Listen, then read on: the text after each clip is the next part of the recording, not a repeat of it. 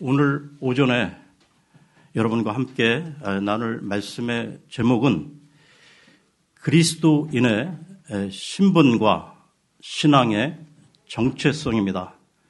그리스도인의 신분과 신앙의 정체성. 지난 시간에 이어 오늘은 솔로몬의 아가서 두 번째 시간으로 계속 이어가겠습니다. 지난 시간에 창세기 3장에 인간의 타락 이후 하나님께서는 아담과 이브에게 가죽 옷을 지어 입히셨다고 말씀드렸는데요. 이 하나님께서 친히 가죽 옷을 지어 입히시며 그 타락한 인간의 그 부끄러움을 덮으셨다는 것. 이 일은 나중에 하나님과 이스라엘 백성 그리고 더 나아가 하나님과 교회와의 혼인 예식으로 연결이 된다는 것입니다. 이스라엘에서 이 결혼이 어떻게 이루어지는지 성경을 보게 되면 신랑이 자신의 옷자락으로 신부를 덮는 것으로 결혼이 완성이 된다는 것이죠. 이와 관련해 룻기로 가겠습니다.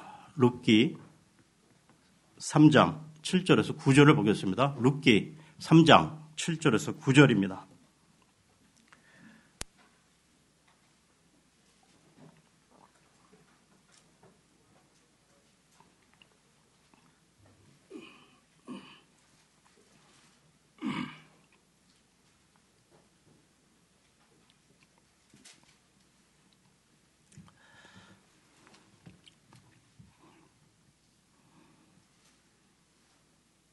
보아스가 먹고 마시고 마음이 즐거울 때에 가서 곡식더미 끝에 누우매 그녀가 가만히 가서 그의 발을 드러내고 누웠더라.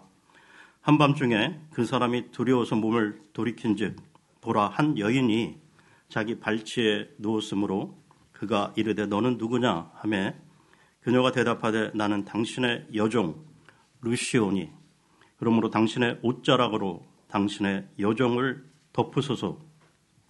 당신은 가까운 친족이니이다 하매 룻이 그 보아스한테 당신의 옷자락으로 여종을 덮으소서라고 말한 것은 저를 당신의 신부로 맞아주세요 라는 부탁인 것입니다. 그런데 주의 깊게 이 성경을 쭉 보신 분들은 아시겠지만 하나님은 계속해서 이스라엘을 쫓아다니시면서 광야에서 그 무언가로 그들을 덮으신다는 것이죠. 계속해서 말입니다. 무엇으로 덮으십니까? 구름으로 덮으시는데요. 시편으로 가겠습니다. 시편 105편 105편 39절에서 40절을 보겠습니다. 105편 39절에서 40절입니다.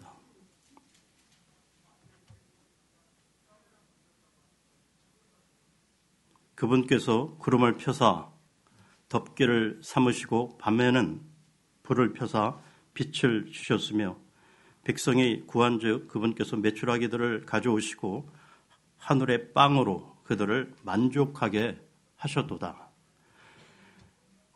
여기 말고도 구름으로 그들을 덮으시는 이 장면은 많이 나오고 있는데요. 마치 그 첫날 밤에 신랑이 그 신부를 자신의 옷자락으로 덮는 것처럼 묘사를 한다는 것입니다. 하나님께서 이 광야에서 이스라엘을 구름으로 덮으신 것은 바로 그 결혼 언약의 예표를 계속해서 보여주신 것이죠. 너희는 내 신부다. 그러므로 나는 반드시 너희들을 구원해내고 말 것이다 라는 것을 예표로 보여주는 것이죠. 이러한 언약이 바로 그 가죽 옷에서부터 이렇게 연결이 되는 것입니다. 이와 관련해서요, 에레미야서로 가겠습니다. 에레미야서 2장 1절 2절을 보겠습니다.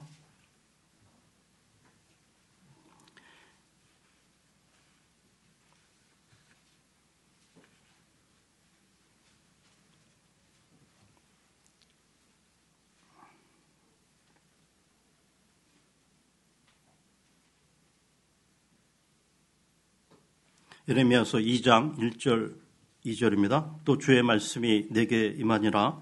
이르시되 가서 예루살렘에 기에 외치며 말할지니라. 주가 이같이 말하노라. 내가 너를 기억하며 내 젊은 시절의 친절과 내 정원한 때의 사랑을 기억하노니 그때에는 네가 씨 뿌리지 않은 땅 곧 광야에서 나를 따랐느니라. 하나님께서 에레미야 대언자를 통해서 이스라엘을 회복시킬 것을 예언하시는데요. 하나님께서는 이스라엘이 그 과거 결혼 때 신부 시절에 한 그 사랑을 잊을 수가 없다고 말씀하십니다. 그게 언제입니까? 과거에 언제 결혼했다는 것이죠. 출애굽을 하고 광야 그 시내산에서 하나님이 이스라엘과 언약을 맺으셨는데요. 그때를 말하는 것입니다. 그때를 결혼의 때다 이렇게 이야기하는 것이죠. 하나님은 그 언약을 반드시 지켜내시겠다는 것을 구름으로 신부인 이스라엘을 계속 덮으심으로 보여주고 있는 것입니다. 하나님께서 이스라엘을 건져내서 이 광야를 통과해 그들을 이끌어 내실 때 그들을 구름으로 덮으셨을 뿐만 아니라 날개에 실어서 업어서 데려왔다고 말하고 있는데요. 출애굽기로 가겠습니다. 출애굽기 19장 3절에서 4절을 보겠습니다.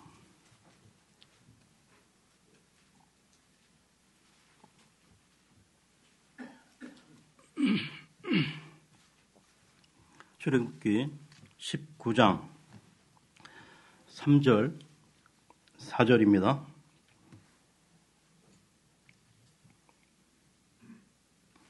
모세가 하나님께 올라가니 주께서 산에서 그를 불러 이르시되 너는 이같이 야곱의 집에게 말하고 이스라엘의 자손에게 고하라. 내가 이집트 사람들에게 행한 것과 또 내가 독수리 날개에 너희를 실어 내게로 데려온 것을 너희가 보았느니라. 네, 여러분 잘 보십시오.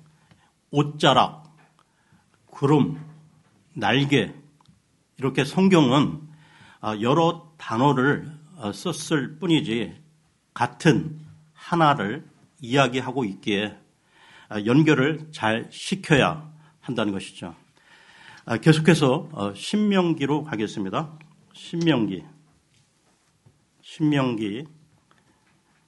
32장 신명기 32장 9절에서 11절입니다.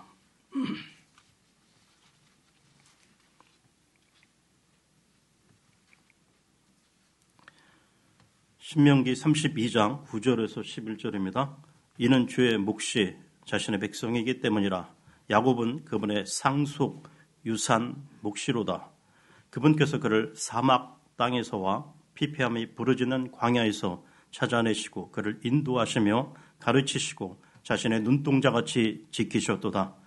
독수리가 자기 둥지를 휘저으며 자기 새끼들 위에 너풀거리고 자기 날개를 펴서 새끼들을 받으며 자기 날개 위에 그것들을 엎는 것 같이. 네, 다음은 누가복음으로 하겠습니다. 누가복음 13장 34절입니다.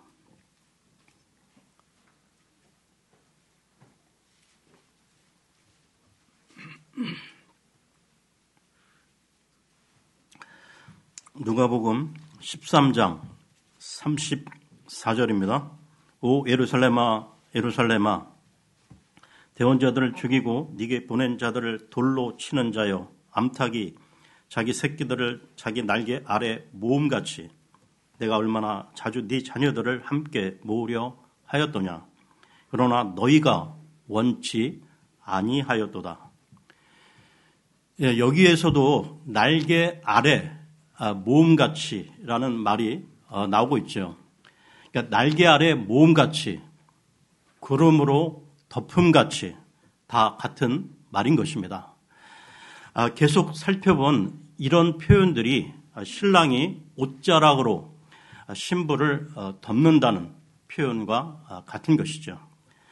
그러니까 신랑이신 하나님께서 그의 신부와 이제 다시는 깨어지지 않는, 영원히 깨어지지 않는 혼인 언약을 하시겠다는 그런 고집스러운 집념과 계획과 그 실행을 전편에 걸쳐서 설명하고 있는 것이 바로 성경인 것입니다.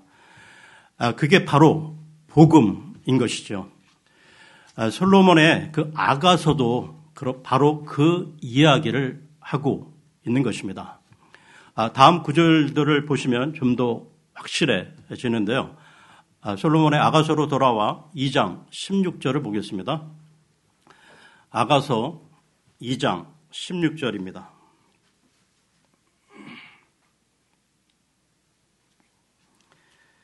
나의 사랑하는 이는 내 것이며 나는 그분의 것이라. 그분은 백합 가운데서 양떼를 먹이시는도다.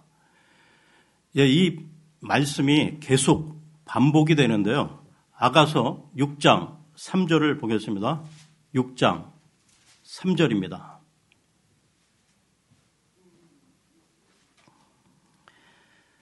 나는 나의 사랑하는 이의 것이요 나의 사랑하는 이는 내 것이라. 그분은 백합 가운데서 양떼를 먹이시는도다.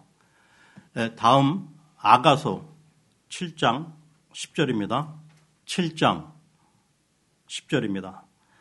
나는 나의 사랑하는 이의 것이요 그분의 열망이 나를 향하는도다. 지금 이 아가서의 말씀들이 성경 어디에서 들어본 것 같지 않습니까?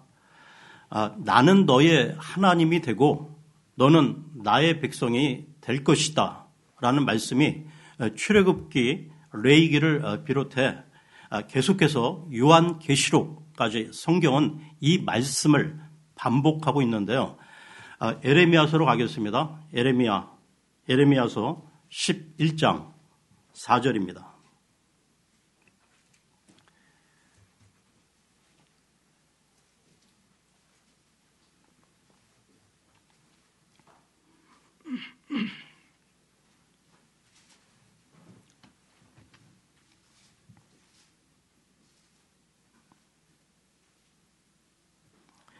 이 언약은 내가 너희 조상들을 이집트 땅 곧 새 용광로에서 데리고 나온 날에 그들에게 명령한 것이니라.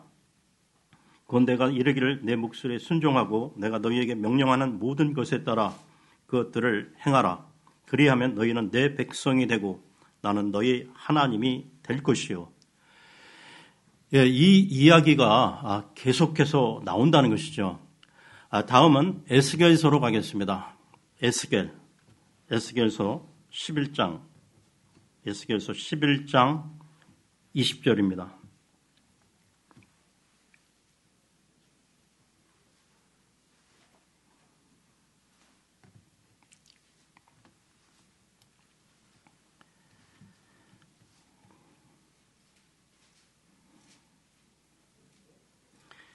그들이 내 법규 안에서 걷게 하고 내 규례를 지켜 행하게 하리니 그들은 내 백성이 되고 나는 그들의 하나님이 되리라. 다음은 스가랴서로 가겠습니다. 스가랴서 8장 7절에서 8절입니다. 스가랴서는 구약 마지막 말라기 앞에 있습니다. 스가랴 8장 7절에서 8절입니다.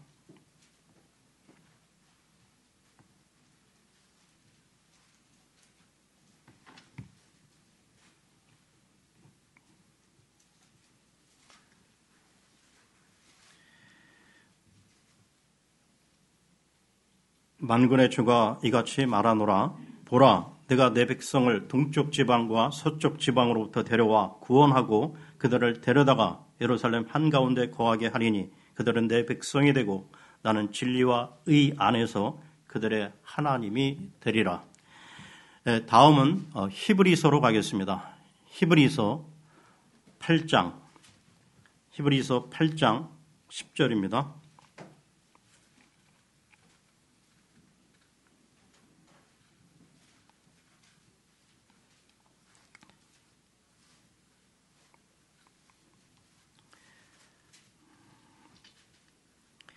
그날들 이후에 내가 이스라엘의 집과 맺을 언약은 이것이니 곧 내가 내 법들을 그들의 생각 속에 두고 그들의 마음 속에 그것들을 기록하여 나는 그들에게 하나님이 되고 그들은 내게 한 백성이 되리라. 주가 말하노라. 다음은 요한계시록으로 가겠습니다. 요한계시록 21장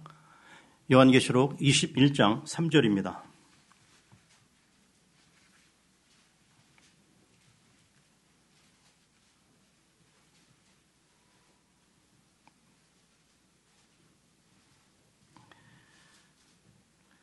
내가 하늘에서 나는 큰 음성을 들으니 이르되 보라, 하나님의 성막이 사람들과 함께 있고 그분께서 그들과 함께 거하시리라. 그들은 그분의 백성이 되고 하나님께서는 친히 그들과 함께 계셔서 그들의 하나님이 되시리라.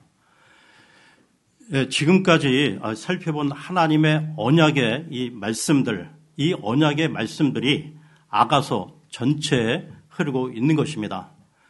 그러니까 이 아가서는 언약의 관점으로 풀어야 한다는 것이죠. 그러면 이 언약의 말씀들이 어떻게 성취가 되는지 요한복음 17장으로 가겠습니다. 요한복음 17장 20절, 21절입니다. 요한복음 17장 20절, 21절입니다.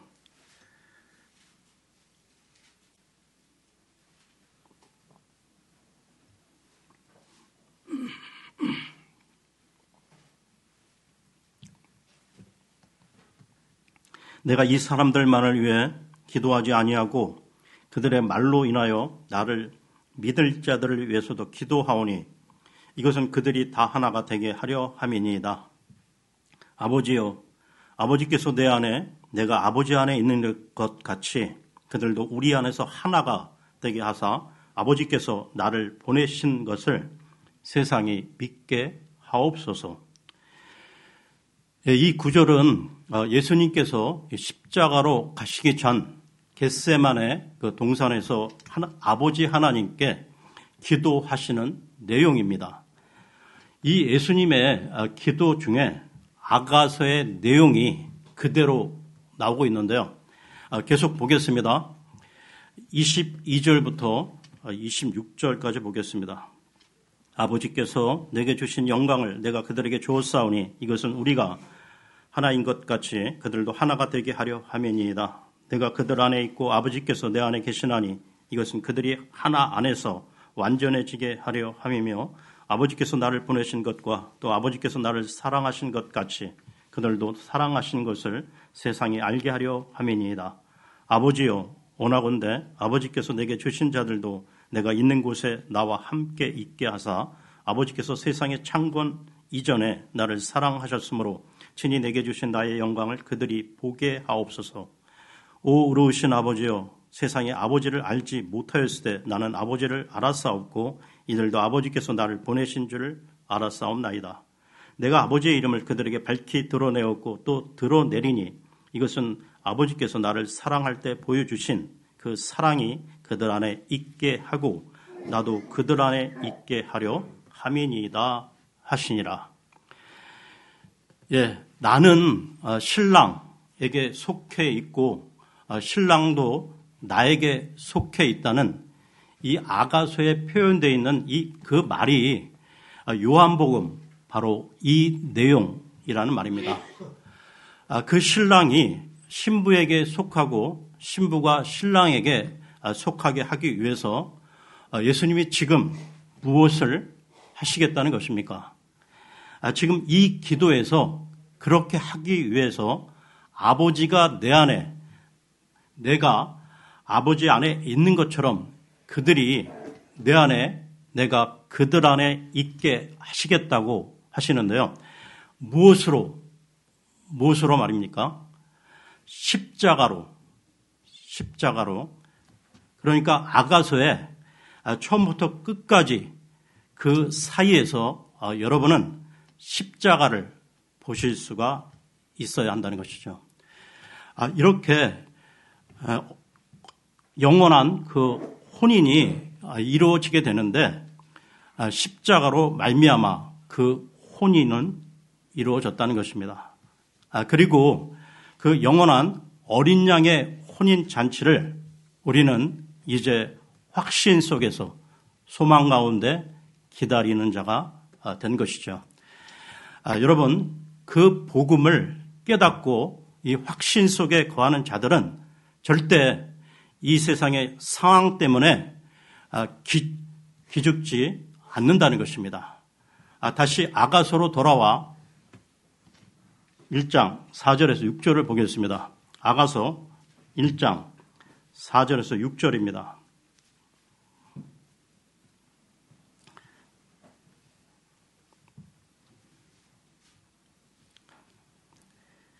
나를 이끄소서. 우리가 당신을 따라 달려가리이다. 왕께서 나를 자신의 방들로 데려가셨으니 우리가 당신을 기뻐하고 즐거워하리이다. 우리가 당신의 사랑을 포도즙보다 더 많이 기억하리니 곧바른 자들이 당신을 사랑하나이다. 오 너희 예루살렘의 딸들아, 내가 검지만 아름다우니 게달의 장막들과도 같고 솔로몬의 휘장들과도 같으니라. 해가 나를 내리쬐어 내가 검기 때문에 나를 흘겨보지 말라. 내 어머니의 자녀들이 내게 놓아여 나를 포도원 지키는 자로 삼았거니와 나는 내 포도원을 지키지 아니하였노라. 이 말씀에서 술람미 여인이 자기가 거무스름하다고 흘겨보지 말아라, 이렇게 당당하게 이야기하고 있습니다.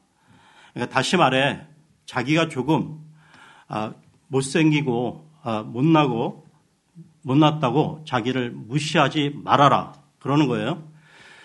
그런데 무엇을 근거로 이렇게 술람미 여인이 당당하게 말하는 것일까요?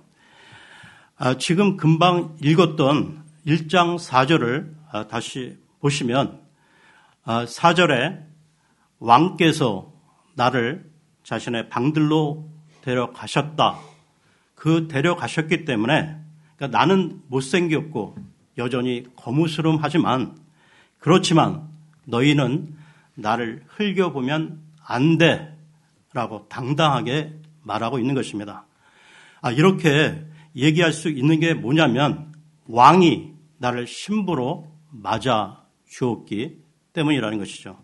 그러니까 내가 뭐가 잘났기 때문이 아니라 왕이 나를 신부로 맞아 주었기 때문에, 그러니까 마찬가지로 우리 그리스도인들도 이 세상에서 이 보잘것없고 남들이 보기에 정말 하찮은 존재로 보일지 몰라도 왕이신 예수 그리스도가 우리의 신랑이시기 때문에 우리는 세상을 향해 당당히 얘기할 수 있다는 것이죠. 여러분, 이것이 기독교인 것입니다. 여러분, 기독교는 내가 훌륭히 위인이 되어서 하나님을 감동시키는 것이 아니라는 것이죠. 고린도 후서로 가겠습니다. 고린도 후서 12장. 고린도 후서 12장 9절에서 10절입니다.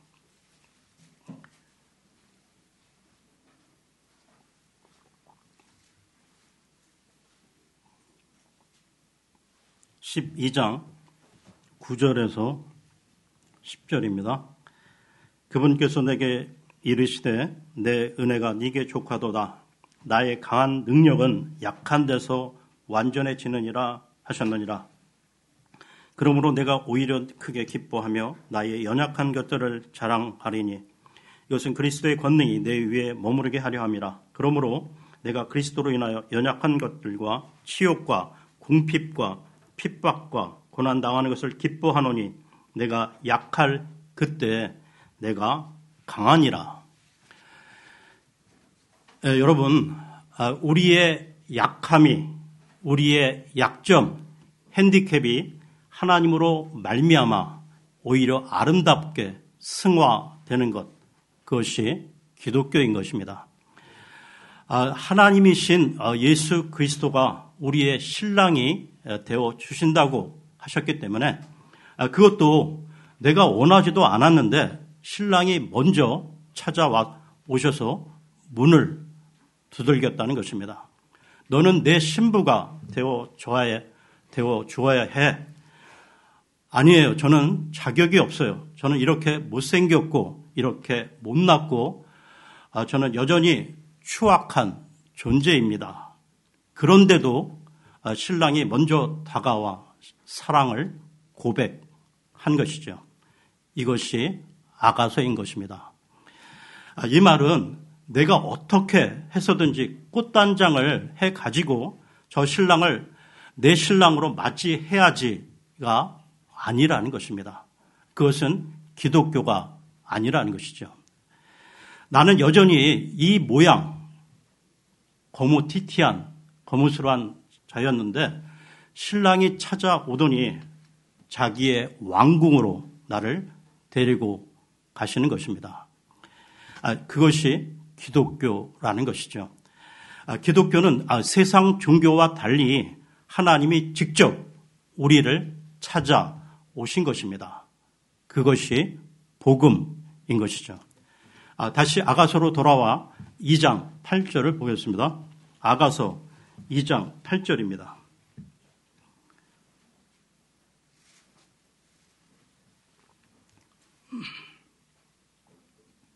나의 사랑하는 이의 목소리로다. 보라, 그분께서 나 산들 위로 뛰어오시며 작은 산들을 뛰어 넘어 오시는도다. 예, 나를 향해서 오시는 것입니다. 그분이 그러니까 여전히 거무스름한 나를 향해서 말이죠. 그리고 찾아오셔서 우리와 혼인 예식을 거행하시는 것입니다. 그것이 복음인 것이죠. 그리고는 나는 이렇게 못나고 부족한데도 불구하고 이 세상의 모든 찬사를 다 동원해서 너는 아름답다. 나는 너를 사랑한다. 너처럼 예쁜 사람은 본 적이 없다며 프로포즈를 하시는 것입니다. 그것이 구원인 것이죠. 이 얼마나 신나는 것입니까? 여러분, 많은 분들이 공감하시는 이야기를 하자면 세상에서도 이 못생기고 이 볼품없는 신부라 할지라도 그녀가 멋지고 이 대단한 권세 있는 신랑과 결혼하여 살아간다면 다른 사람들의 눈에 그 신부가 어떻게 보일까요? 그 신부에게는 뭔가 있지 않을까 하며 전과는 달리 보이지 않겠느냐 말입니다. 여러분, 우리의 신랑은 어떤 분이십니까? 그러니까 신부된 우리 자신의 모습이 아닌 신랑이신 주님을 바라보십시오. 여러분, 우리의 모습을 한번 보십시오. 우리는 여전히 죄를 짓고 있는 죄인의 모습입니다. 그럼에도 하나님이 우리를 이뻐해서 우리를 쫓아다니신다는 것이죠. 그러니까 우리가 이렇게 담대하고 당당해질 수 있다는 것입니다. 여러분, 우리가 왜 그 열등감에 빠지는 것입니까? 왜 그 세상적인 그 가치 기준에 내가 미달이 된다고 생각하기 때문에 열등감에 빠지는 것입니다. 왜 우리가 우울해집니까? 세상 사람들에게 나를 자랑하고 싶은데 사람은 누구나 자랑하고 싶은 그 욕구가 있지요. 자랑하고 싶은데 내 인생에는 전혀 자랑할 만한 것이 없다라고 생각되기 때문에 우울한 것입니다. 그런데 여러분의 진짜 실존이, 진짜 신분이 어떤 것인지 확실히 아신다면 여러분은 절대 열등감이나 우울증 같은 것에 빠져 있을 수가 없다는 것이죠. 세상 한편에서 내적 치유니 뭐니 해가지고 여러 가지 심리학적 기법들을 동원해서 사람들을 그 열등감, 우울증 등 이런 것에서 건지려고 시도를 하는데요. 그런 방법들이 약간의 도움은 되겠지만 그런 것으로는 근본적 치유가 되지 않는다는 것입니다. 오직 근본적 치유인 복음을 명확히 깨닫고 믿음으로 받아들인다면 그 사람은 열등감에 빠져 있을 수가 없다는 것이죠. 이처럼 복음은 대단한 것입니다. 굉장한 것입니다. 신랑이신 그 주님이 어떤 분이신지를 알고 그분이 나를 얼마나 사랑하시는지 알기 때문에 당당해질 수 있다는 것입니다. 여전히 나는 가진 게 없고 나약하고 뭔가 부족해 보여도 이제는 나를 붙잡고 있는 그 주님이 그 신랑이 어떤 분인지 확실히 알기 때문에 이제는 떳떳하고 당당해질 수 있게 되었다는 것이죠. 여러분, 우리의 신분, 우리 신앙의 정체성을 바로 알아야 한다는 것입니다. 이 부분은 우리 신앙생활에 있어 근간이며 너무나 중요하기에 다음 시간에 이어서 계속하겠습니다. 오늘은 여기까지 하겠습니다. 감사합니다.